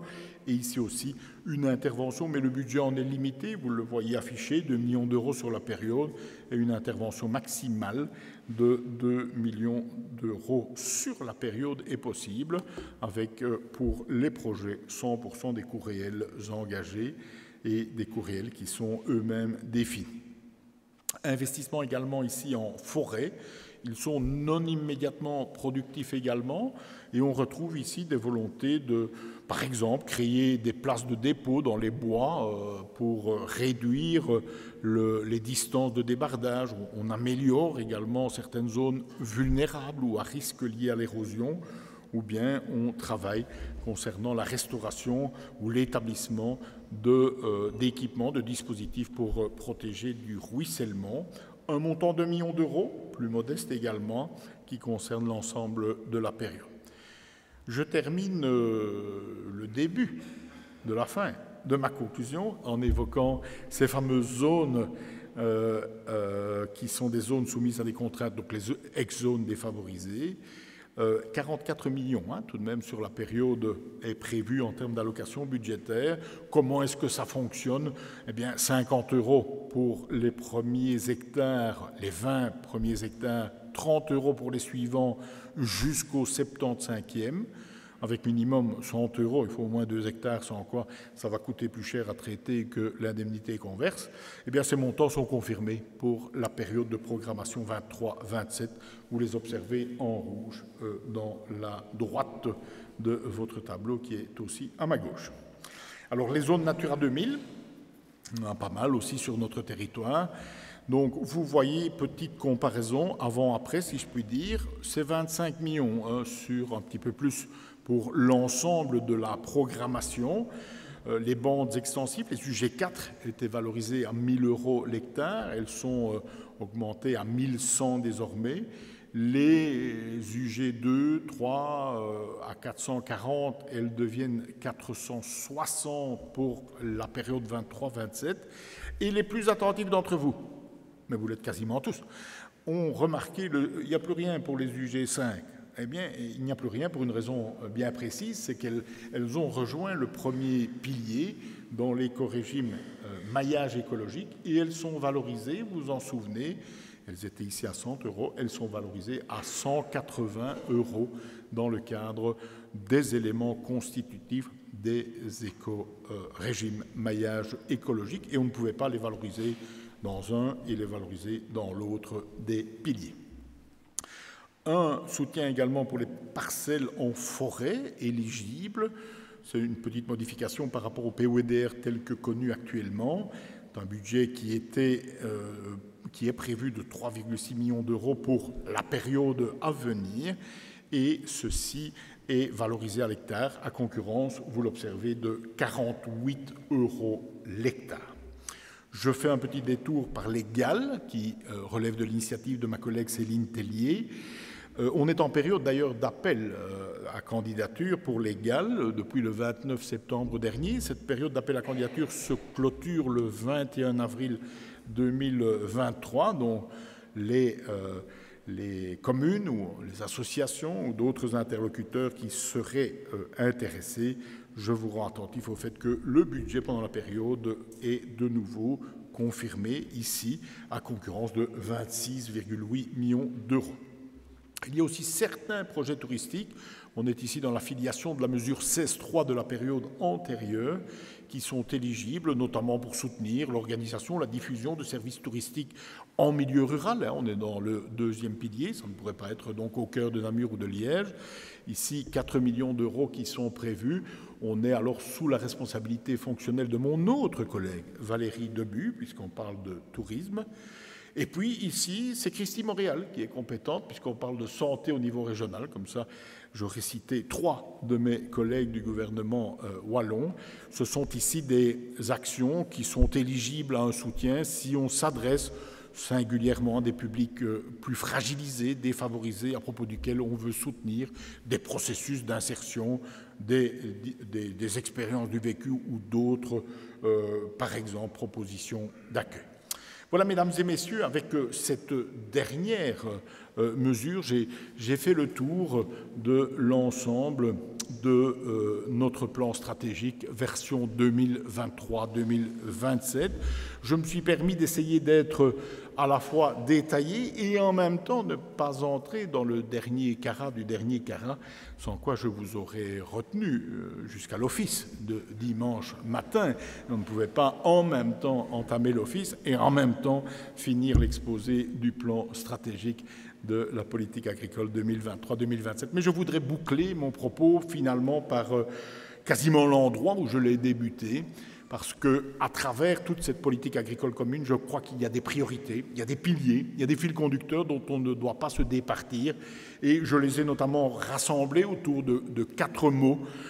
Le revenu, il est sous pression, c'est difficile, mais ça doit rester une de nos priorités, sans quoi, évidemment, on ne tient pas compte du travail de tous celles et ceux qui s'investissent, qui prennent des risques et qui travaillent de façon très considérable, notamment pour assumer cette mission nourricière que j'ai rappelée à plusieurs reprises à travers mon intervention.